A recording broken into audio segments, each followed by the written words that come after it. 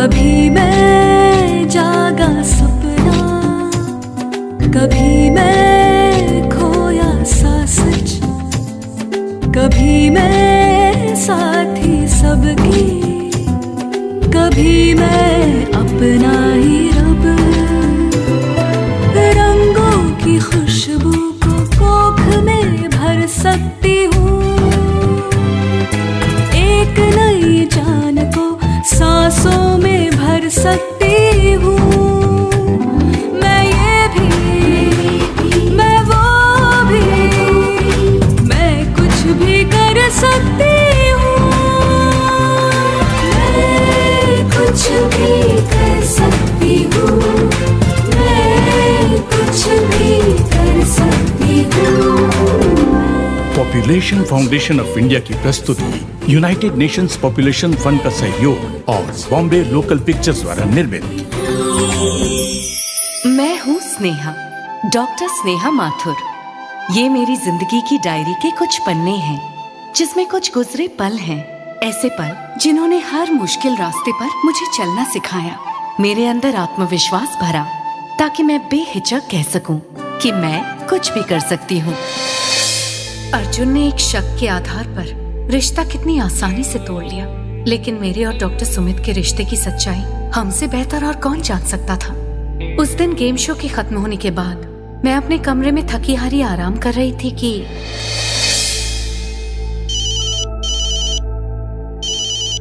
हाँ मुन्ना बोलो। Hello Sneha madam, emergency है, आपको अभी आना होगा। हाँ लेकिन डॉक्टर सुमित है ना हॉस्पिटल में। देखिए केस गंभीर है, आपको भी आना होगा, आपकी भी जरूरत है। मैं ऑफिस की गाड़ी भिजवा रहा हूँ। ठीक है। एक डॉक्टर की जिंदगी अस्पताल से जुड़ी होती है। रात में इमरजेंसी आने पर मैं मानवता के लिए निकल पड़ी। काफी रात हो चुकी थी। उधर मुंबई में अर्जुन अभी भी अपने दफ्तर में ही था और उसकी एसोसिएट आशिमा भी।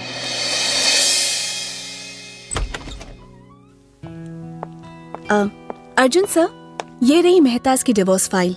Okay, thanks Ashima. सर, आपको नहीं लगता कि मिस्टर मेहता और उनकी वाइफ के डिवोर्स प्रॉब्लम्स बड़े अजीब से हैं? क्यों, इसमें अजीब क्या है? अजीब तो है ना, मिस्टर मेहता को अचानक से समाज सेवा करने का भूत चढ़ गया। कहाँ हाई स्टेटस के बिजनेसमैन थे और अब निकल पड़े हैं दुनिया की सेवा करने। मिसेस मेहता को 5 स्टार होटल्स में रहने की आदत है, अब बेचारी इस कठिन रास्ते पर उनका साथ कैसे निभाएंगी? तुम टाइम बहुत बर्बाद करती हो आशिमा। मेहताज की फाइल कंप्लीट है, तुम दूसरे केस पर काम शुरू करो। आपको नहीं लगता कि हर इंसान को कभी कभी टाइम बर्बाद करना भी सीखना चाहिए? क्या? जिसे हम टाइम बर्बाद करना कहते हैं, वो जिंदगी का सबसे खूबसूरत समय होता है, जिसे आम भाषा में टाइम पास कहा जाता है। और ये टाइम पास कैसे होता है? जैसे कहीं बाहर लॉन्ग ड्राइव पर जाकर, आइसक्रीम खाकर, वगैरह वगैरह।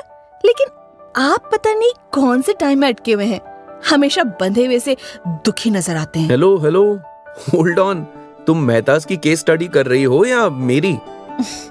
मेहताज बोरिंग है, मेरी दिलचस्पी आप में है, तो इसलिए मेहताज की फाइल साइड में रखते हैं और लॉन्ग ड्राइव पे चलते हैं। क्या कहते हैं, टाइम पास?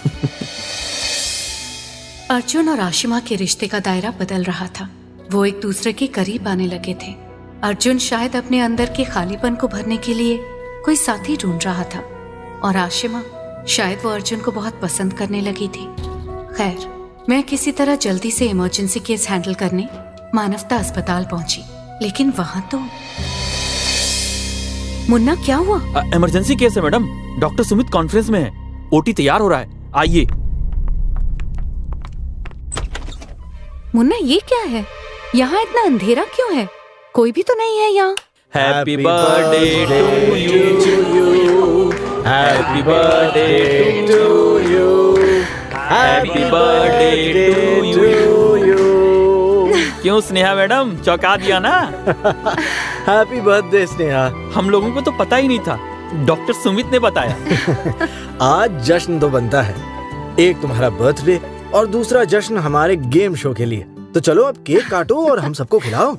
बिल्कुल।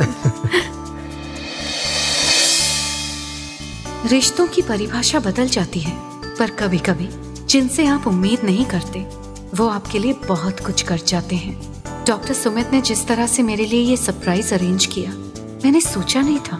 वाकई नहीं, कम से कम कोई तो था जिसे मेरी फिक्र थी। अर्जुन और मैं पिछले बर्थडे पर एक लंबी ड्राइव के लिए गए थे। आज भी वो दिन याद है, लेकिन सब कुछ बदल गया। अर्जुन आज भी लॉन्ग ड्राइव पे था, पर उसके साथ मैं नहीं, आशिमा थी। कुछ तो है सर जो आपको अंदर ही अंदर खाए जा रहा है। मुझे नहीं पता था आशिमा कि प्यार और धोखा एक ही सिक्के के दो पहलू हैं। प्यार करोगे तो घाव मिलेगा, संबंध बनाओगे तो सुकून मिलेगा। तुम क्या करना चाहती हो? संबंध, एक ऐसा संबंध जिसका कोई अतीत ना हो, आने वाले कल की परवाह ना हो, सिर्फ आज का जज्बा, आज की सच्चाई, आज का आलिंगन। क्या चाहती हो तुम? मैं आपको चाहती हूँ। मुझे थोड़ा वक्त चाहिए। मैं इंतजार करूंगी, पर देर मत कीजिएगा। किस्मत का ये कैसा खेल था पता नहीं, लेकिन जो खेल मैंने रचा था वो खेल गांव-गांव में फैल चुका था। खेल खेल में मेल का आज दूसरा दिन था और पिछली बार से भी ज्यादा लोग इसमें भाग लेने आए थे। नमस्कार। एक बार फिर से आपका स्वागत है हमारे शो में, जिसका नाम है खेल खेल में मेल। खेल खेल में मेल की पहली कड़ी एकदम झकास हिट है। गांव मोहल्ले और गली गली में ये शो हमने लोगों को बड़े पर्दे पे दिखाया। लोगों को बहुत मजा आया। एक बार जोरदार तालियां। हमारी आज की दूसरी कड़ी और भी खास है, क्योंकि आज पति पत्नी की जोड़ी करेगी एक दूसरे से मुकाबला। देखते हैं कौन सी जोड़ी एक दूसरे को ज्यादा समझती है। एक तरफ है गोपाल और मीना और दूसरी तरफ है निर्मला और रघु। क्या आप दोनों इस खेल के लिए तैयार हैं? जी। स्नेहा दीदी, हम सवाल पूछ सकते हैं? हाँ हाँ पूछो। पहला सवाल, दो बच्चों के बीच 1 या 2 साल की दूरी सही? हाँ गोपाल। हाँ सही। गलत जवाब। इसके बारे में हमारी विशेषज्ञ डॉक्टर स्नेहा हमें अच्छे से बताएंगी। बच्चों के बीच में कम से कम 3 साल का अंतर होना बहुत जरूरी है। 1, 3, 2 का मंत्र हमेशा याद रहना चाहिए। 3 साल में माँ का शरीर दूसरे बच्चे के जन्म के लिए तैयार हो जाता है और साथ में पहले बच्चे को भी पूरी देखभाल मिलती है। ये है ना पते की बात। अब हमारा दूसरा सवाल। विशेषज्ञों की आज्ञा हो तो हम ही पूछ लें? हाँ हाँ पूछिए पूछिए। 21 साल से कम आयु में माँ बनना सही नहीं है। हाँ निर्मला? गलत।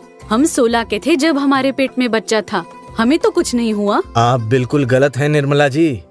21 की उम्र से कम और 35 की उम्र से ज्यादा में अगर माँ बनते हैं तो माँ और बच्चे दोनों को खतरा होता है ना डॉक्टर स्नेहा? जी बिल्कुल सही कहा आपने। 21 साल तक माँ के शरीर का पूरी तरह विकास भी नहीं हो पाता है। ऐसे में वो बच्चे को पोषण कैसे देगी? अगला सवाल, ये सवाल पतियों के लिए है। किसने अपनी बीवी के गर्भवती होने पर अस्पताल में पंजीकरण कराया, वो बजर दबाए। हाँ गोपाल। जी हाँ, हमने कराया था। शाबाश गोपाल, हर पति को ऐसा करना चाहिए। पंजीकरण कराने से आप सुनिश्चित होते हैं कि माँ बच्चा दोनों को अच्छे स्वास्थ्य की सही जानकारी और सेवा मिले। इसलिए सब पति लोग ये गांठ बांध लें कि पंजीकरण कराना ही कराना है। बहुत बढ़िया, तालियां। इस दौड़ में गोपाल और मीना आगे हैं। अब अगला सवाल, बच्चे रोकने के लिए गोली इसलिए नहीं खानी चाहिए क्योंकि उससे आगे बच्चा पैदा करने की शक्ति खत्म हो जाती है। सही या गलत? समझ नहीं आया? फिर से पढ़ता हूँ। बच्चे रोकने के लिए गोली इसलिए नहीं खानी चाहिए क्योंकि उससे आगे बच्चा पैदा करने की शक्ति खत्म हो जाती है। सही या गलत? हाँ निर्मला? नहीं जी, ये गलत है। हमने दोनों बच्चों के बीच गोलियां ली। हमारी बड़ी दीदी है ना, उन्होंने भी गोलियां ली थी। ये सब फुजूल है। आशा दीदी ने भी तो समझाया है कि ये सब गलत धारणा है। जी हाँ, ये बिल्कुल गलत धारणा है कि गोली लेने से आपकी आगे बच्चा पैदा करने की क्षमता कम हो जाती है। अगला सवाल मैं पूछूं? तुम तो आशा हो नीलिमा, तुमसे अच्छा कौन पूछ सकता है। आखिरी सवाल आज के इस खेल का, स्तनपान करने वाली महिला को कॉपर टी नहीं लगानी चाहिए, सही या गलत? हाँ गोपाल? गलत।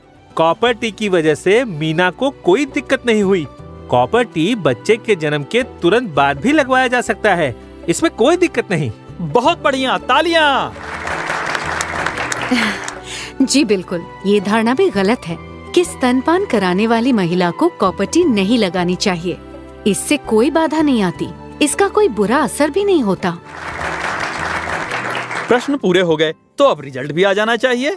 मीठी, जरा बताओ तो रिजल्ट क्या है? तो अब तक का स्कोर गोपाल जी और मीना जी का स्कोर है 2 और रघु जी और निर्मला जी का स्कोर है 1। तालियां, तालियां। तो आज के विजेता जोड़ी हैं गोपाल और मीना।